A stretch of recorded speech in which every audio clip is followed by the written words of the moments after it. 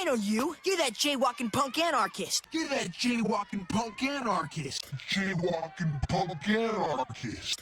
Hello, this is the Radical Reviewer. And I'm Luna from Luna Eye. And we're taking a look at Critique of the Gotha Program by Karl Marx, written in 1875, originally published in 1891. So, why did Marx think that the Gotha program was cringe and not based?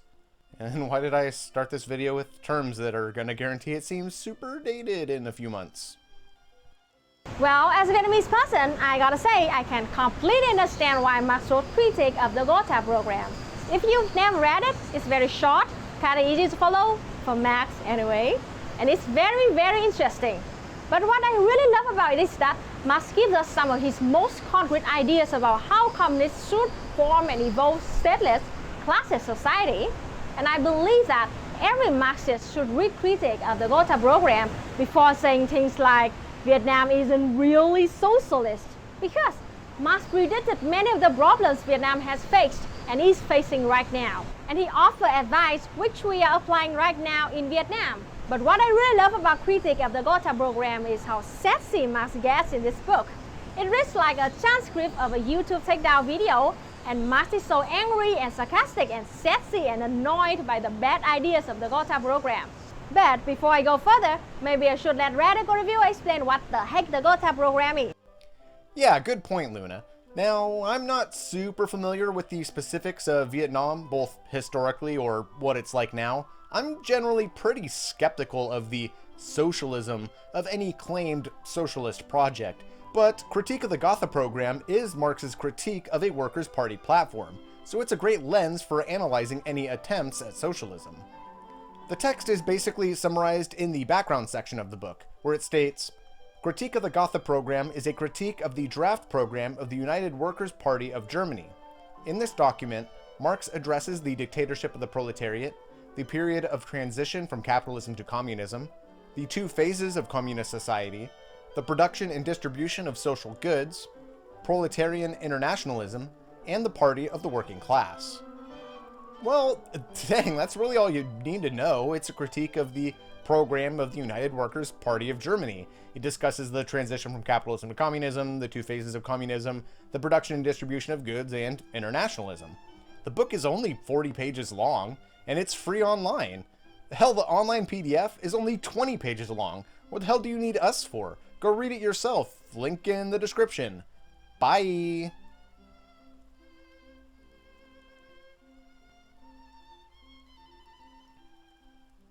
You're still here? It's over. Go read the book. Okay, fine, we'll help you out. As I said earlier, this text is exactly like a takedown video by Marx about the Gotha program. So, instead of just reading Marx's usual long and wordy scripts of theory, here we get to actually see him criticize other ideas and walk through his explanations in a more conversational manner. And these ideas are presented very directly in a way that's grounded firmly in real-world examples and a tangible vision for how to build a communist society. We all know that a lot of people, both intentionally and unintentionally, misinterpret and misunderstand the words of Karl Marx. Reactionaries have twisted the words of Marx to argue against socialism and communism for centuries. And even more frustratingly, leftists often misinterpret and misread Marx, or just read the Communist Manifesto only, and then consider themselves to be Marx experts, which leads to a lot of really annoying and unproductive arguments about what Marx believed about revolution. Trust me, I get people telling me all the time that Vietnam is no longer Marxist, or that we have strayed away from the ideas of Marx. But Critique of the Gotha program puts in very certain terms that the problems and struggles we are facing in Vietnam were foreseen by Marx. Now, I'm not trying to say you have to love Vietnam or pattern your revolution after ours. In fact, I don't think other countries should just try to use Vietnam's revolution as a template. But if you want a good real-world case study that played out a lot of the scenarios Marx predicted in Critique of the Gotha program, just look at Vietnam. But I'm getting ahead of myself again. Let's let the Radical Reviewer tell us more about the text. Yeah, totally. I think that, as we'll see ahead, Marx is focused on looking at your current conditions and updating your ideas accordingly. But let's dive into the text, shall we? Firstly, in the foreword written by Engels, he states, "I have omitted a few sharp personal expressions and judgments where these were immaterial, and replaced them by dots." Marx himself would have done so if he had published the manuscript today. Wait, what?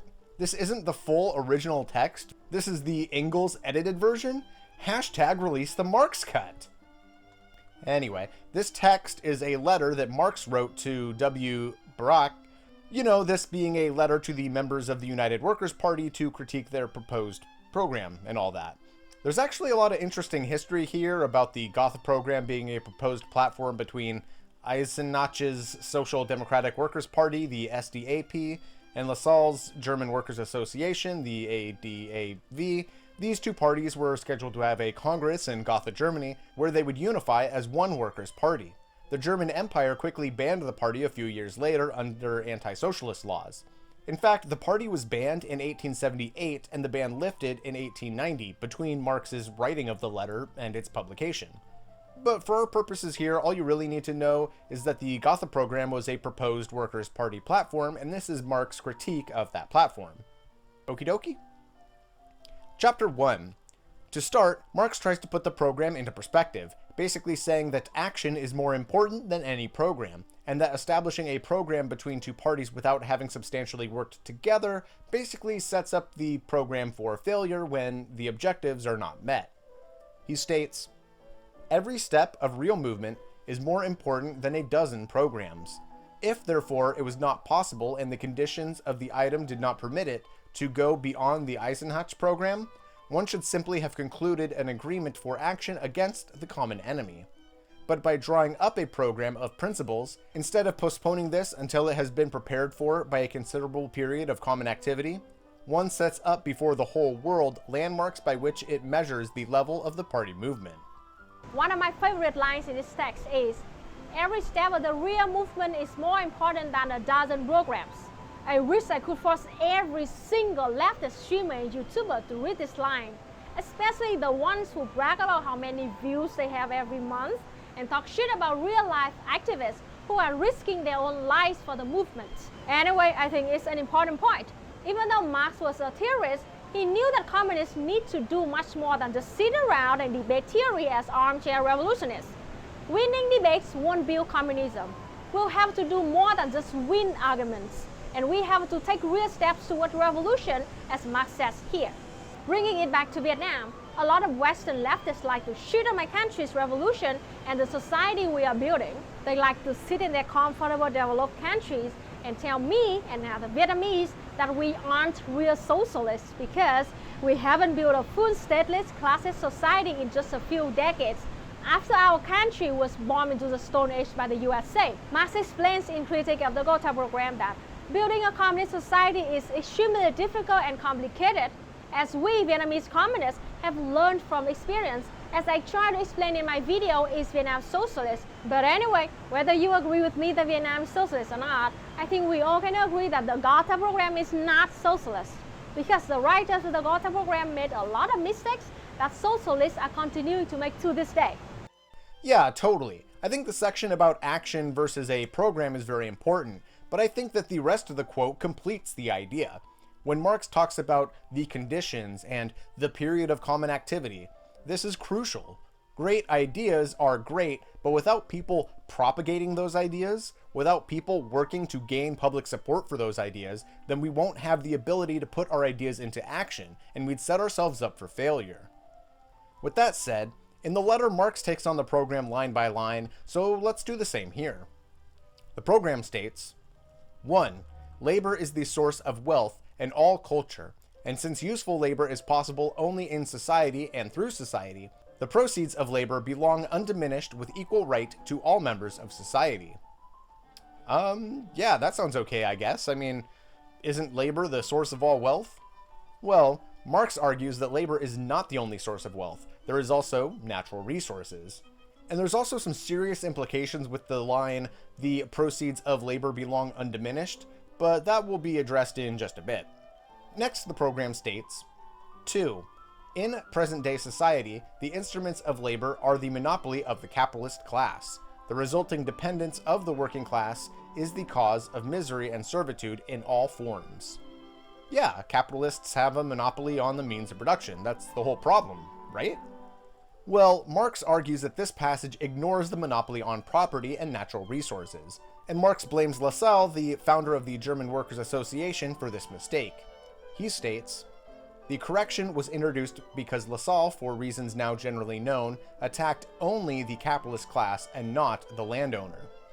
Basically, Marx saw Lassalle as an opportunist, letting landowners off the hook for a more bourgeois message, watering down the party rhetoric.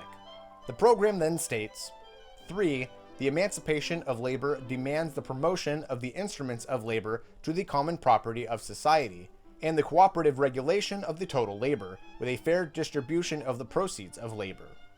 Yeah, sure, I mean, production should belong to the workers, right? A fair distribution of the proceeds of labor, that's basically to each according to need, right? To this, Marx asks, what are the proceeds of labor? The product of labor or its value? And what is a fair distribution of the proceeds of labor? Surely capitalists would argue that workers already receive a fair distribution of the proceeds of labor, right? But also, if you add the first paragraph of the program to this one, you find a contradiction. Marx asks, to understand what is implied in this connection by the phrase fair distribution, we must take the first paragraph and this one together. The later presupposes a society wherein the instruments of labor are common property, and the total labor is cooperatively regulated. And from the first paragraph, we learn that the proceeds of labor belong undiminished with equal right to all members of society. To all members of society? To those who do not work as well? What remains then of the undiminished proceeds of labor? Only to those members of society who work? What remains then of the equal right to all members of society? Marx is basically asking, if the members of society will be paid equally in proportion to what they put in, and that those who can't work will get nothing, or will there be some redistribution to ensure that all members of society are provided for, even those who cannot work? Because you can't promise both. Marx argues that there can't be undiminished proceeds of labor because proceeds are always diminished. Out of the total amount a worker makes, one portion goes to the worker, and some goes to replace the means of production, fixing and maintaining tools, restocking inventory, and things like that. Another portion to expanding production, opening new locations or updating infrastructure and such. And some for insurance against calamities, or to cover the cost of unproductive labor such as janitorial or administrative staff, and some for social institutions like schooling, health services, fire departments, etc. And some for those who are unable to work, babies, children, the elderly, and such. And some provides for the social safety net. The total profits workers produce will always be redistributed, diminished in one way or another to keep society functioning. Marx takes this contradiction and makes one of the key points of the text. He basically splits from orthodox Marxism and solves this contradiction by arguing that there will be two stages of communism. Lower phase communism, in which workers will be remunerated for what they contribute, and higher phase communism, where it will be from each according to ability to each according to need. Marx argues that inequality will still exist in lower phase communism. He states, with an equal performance of labor and hence an equal in the social consumption fund, one will in fact receive more than another, one will be richer than another, and so on. As Lenin states in State and Revolution, the first phase of communism, therefore, still cannot produce justice and equality. Differences and unjust differences and wealth will still exist, but the exploitation of man by man will have become impossible. Next, Marx states, in higher phase communist society, after the enslaving subordination of the individual to the division of labor, and therewith also the antithesis between mental and physical labor has vanished, after labor becomes not only a means of life, but life's primary want, after the productive forces have also increased with the all-around development of the individual, and all the springs of cooperative wealth flow more abundantly, only then can the narrow horizon of bourgeois right be crossed in its entirety, and society inscribed on its banners, from each according to his ability, to each according to his needs. Marx's big critique here is that you can't just change the means of consumption and keep the rest of the economy the same, the production and the distribution. This was Marx's big split from Lassalle, who believed that simply focusing on a fair distribution and leaving the rest of the economy the same would be enough to end poverty. However, how production is organized affects distribution and consumption. Workers under capitalism, for example, need welfare and food stamps and low-income housing and such exactly because their role in the production process gives them no power over distribution or consumption. And so we need to address all aspects of the economy, and not just distribution and consumption, but production as well. It's like what Zweig said about consumption and the working class in The Working Class Majority.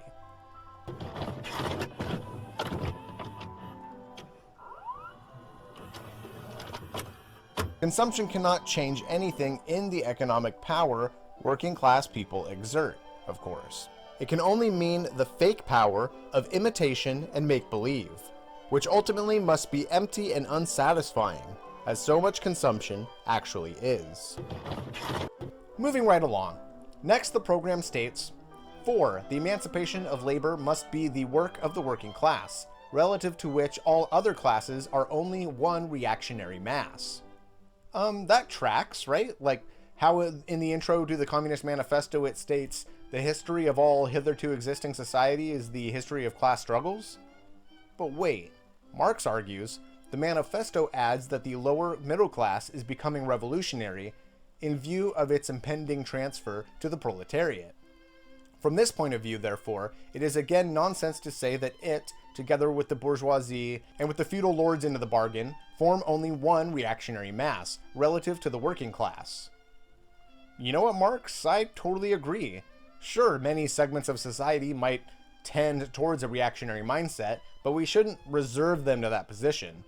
If we want radical change in society, we will likely need comrades from all strata of the social system, and so we should try and reach and radicalize everyone.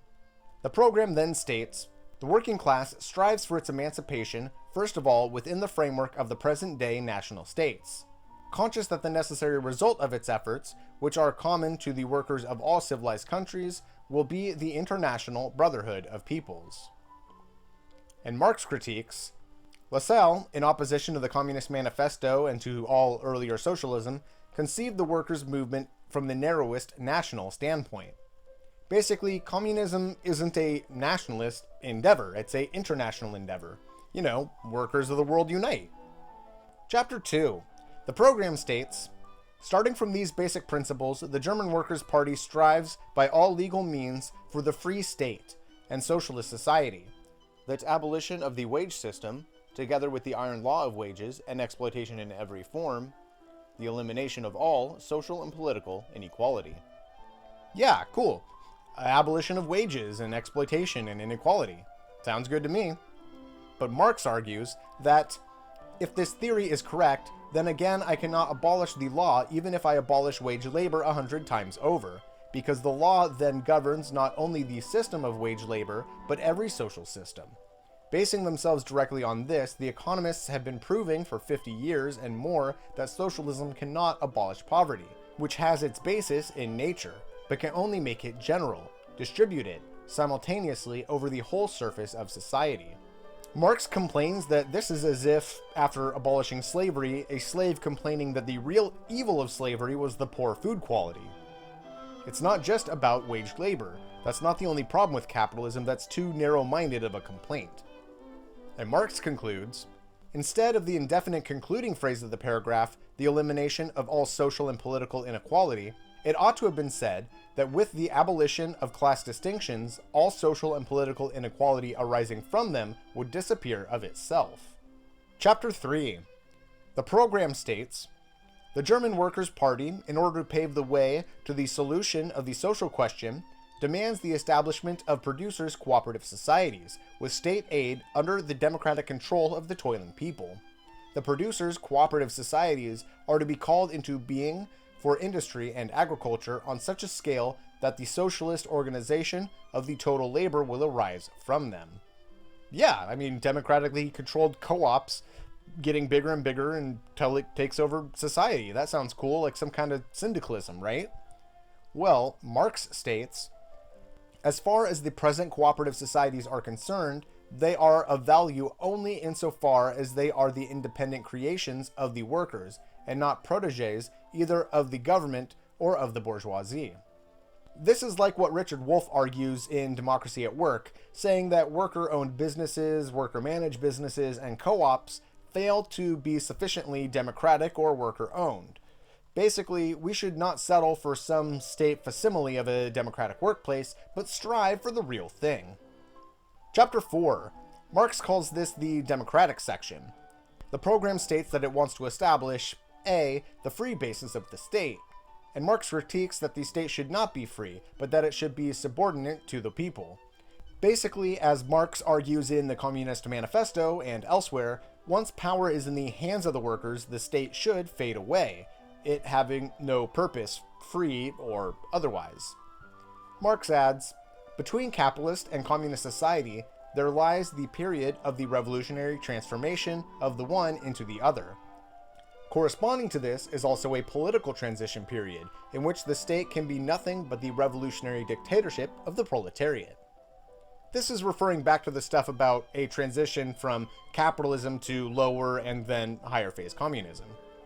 The program states, the German Workers' Party demands, as the intellectual and ethical basis of the state, 1. Universal and equal elementary education by the state, universal compulsory school attendance, free instruction.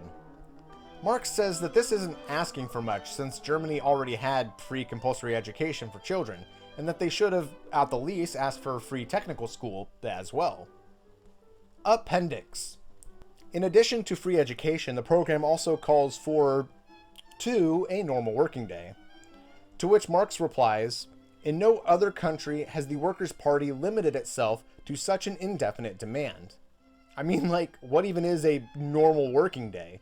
I'm sure any capitalist, even those who own sweatshops, consider their employees to be working a normal working day. Next, the program calls for 3. Restriction of female labor and prohibition of child labor. Marx asks why no age limit is mentioned for child labor, and if restriction of female labor means less than the normal working day, which also isn't defined, or if it means restriction from certain segments of the economy. But that's not clarified either. The program calls for 4. State supervision of factory, workshop, and domestic industry. Marx argues that they should have specified that instructors be medical professionals, and that workers should be able to prosecute them for neglect of duty.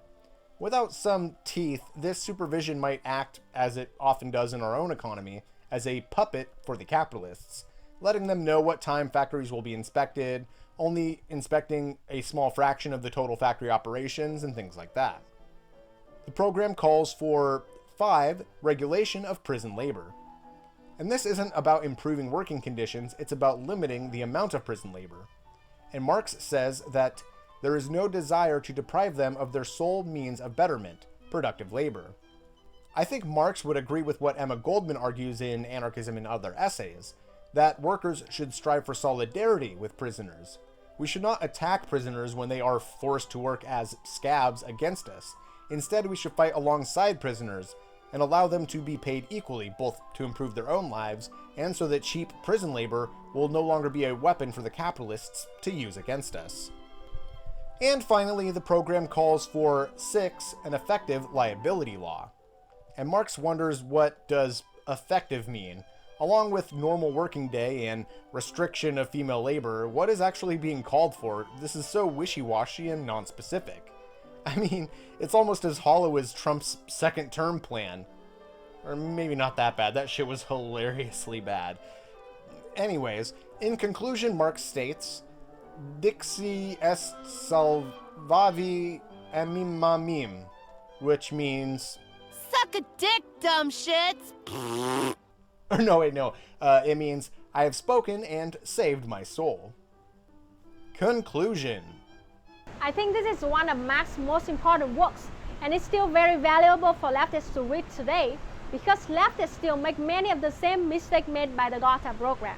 Honestly, I would say Critique of the Gotha program should be one of the first books we recommend people to read, because it lays out some of Marx's most important ideas for how we do the work of building a revolution. Right after the war with the USA, Vietnam tried to go directly from a colonized society to a first stage of communism society, before meeting the material conditions, and it caused many problems. We still had major problems with scarcity because we were being devastated by decades of war with Japan, the USA, and we even had to deal with Pol Pot in Cambodia and an invasion from China in 1979. Our only strong ally, the Soviet Union, was falling apart, and giant capitalist countries like the USA were still waging financial war and holding embargoes against us. But we were too eager to build a perfect communist society, so we tried to jump straight ahead to an idealistically perfect society, and we had many of the same struggles Marx talked about in Critique of the Gotha program. Which is why we ended up instituting the đổi mới reforms, so that we could build our economy and stabilize as we continue to strive towards a fully socialist society.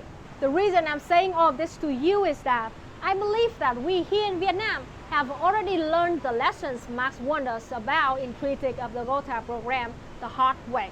We learned a lot through our experience and had many successes along with failures, but as materialists, we must look at examples like Vietnam and compare these real-world situations with theory from people like Marx to develop our understanding of the world and our expectation for the revolution.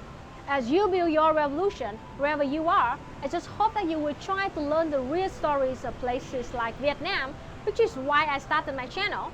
I don't want to convert you into a Vietnamese-style communist. I just want to teach you our perspective so you can take the lessons we've learned and apply them to your own material conditions. And I think Marx was trying to do the same thing when he wrote Critique of the Gotha program.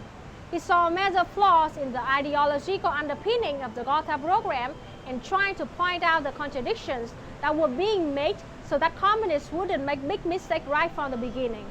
As we learned in Vietnam, the way we organize our revolution in the early stages can have a major impact in how our movement unfolds. With the guidance of Ho Chi Minh, we had many victories and won our independence and liberty, but after the war, we also made mistakes, which Marx predicted a century earlier. I hope this helps you understand why studying theory is important and why studying socialist history is also important as you build your own revolution. Yeah, absolutely. As I said at the start of the video, I'm not super familiar with the specifics of Vietnam's history or how its economic or political systems function, but this is exactly the point of the text, that a revolutionary program needs to be very specific and intentional in regards to the material conditions and political power it has available to put its platform into action. The biggest takeaways from this text are that it is the one time that Marx discusses implementing communism in stages. First, lower phase communism, to each according to his contribution, this being the communism that follows directly after a transition away from capitalism, and then higher phase communism coming later, being for each according to his ability, to each according to his needs. This is basically an update on his theories, and proves that Marx is not an orthodox Marxist, but instead some kind of omni-Marxist. Here also, Marx argues that, in a base and superstructure sort of way, that you can't simply keep production and distribution capitalist while improving consumption to help workers with things like welfare, affordable housing, raising the minimum wage, or whatever. Because without the power of production in the hands of the workers, changes in distribution or consumption are always subject to rollback. Marx argues that the kind of ownership of the means of production determines the systems of distribution of the means of consumption. Which is all great stuff. But here's what I find most interesting about the text. Marx's attention to detail in the wording of the program. Like, would I see these same problems if I were presented with the program myself? I kind of thought a lot of it sounded pretty okay when I read it. Like, Marx's position from each according to ability to each according to need sounds great, but Kropotkin critiques that and argues that it should be for each according to need from each according to ability, because we should address needs first to prepare people to engage in their abilities. You've probably heard the old adage, there's no ethical consumption under capitalism, which is true, but I prefer Peter Coffin's alternative, there are no ethical consumables under capitalism, which is better because the first version targets the consumer when in fact it is the consumables which are the issue. Or like I brought up before, goddamn Trump's second term platform, which is a bunch of unattainable BS with no political steps to achieve it. Or, I'll give you a better example. Here is the Declaration of the Occupation. It was a document written by the Occupy Wall Street movement. Check it out, it's beautiful, it's got lots of great stuff. I like it a lot. In fact, I had a poster of it for years you can see in the background of some of my first videos. Oh god, 5 years ago. Oh, look how young I look. My chair was still white back then, and the old bookshelves. Hot damn, and what's going on with the camera? Anyway, this declaration is dope as shit. But if I went over it with a fine-tooth comb, would I come through totally critical?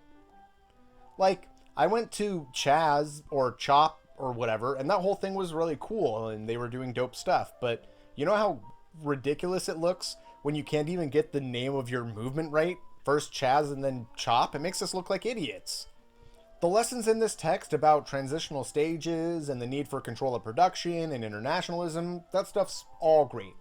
But my biggest takeaway from this text is that we need to be very careful, very specific, deliberate, intentional, practical. See thesaurus for additional Oh, I'm not supposed to read that part. You get the idea. We need to think tactively, purposefully about our platforms and proposals and programs. So, yeah, cool. We should write stuff down more carefully, I guess. End of script or something. You probably could have read the damn book by the time it took to watch this video. Anyway, Luna, any final words?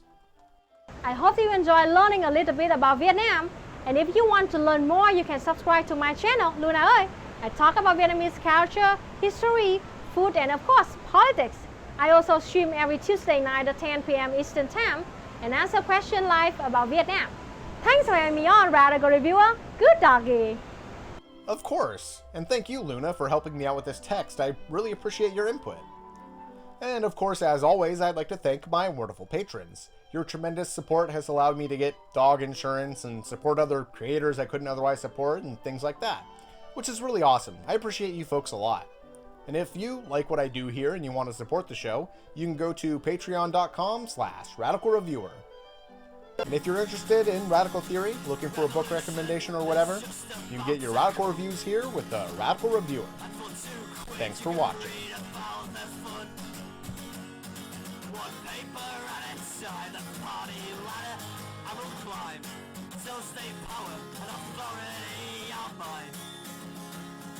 Well, I hate imperialist, but you turn equally fascist, and your papers will do jack to set me free.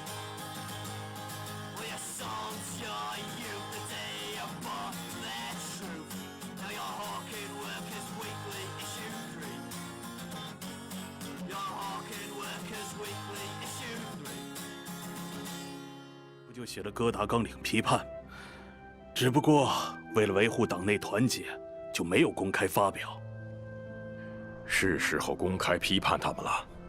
可是我现在整理《资本论》第2卷和第3卷，特别是要花很多时间来研究俄国土地。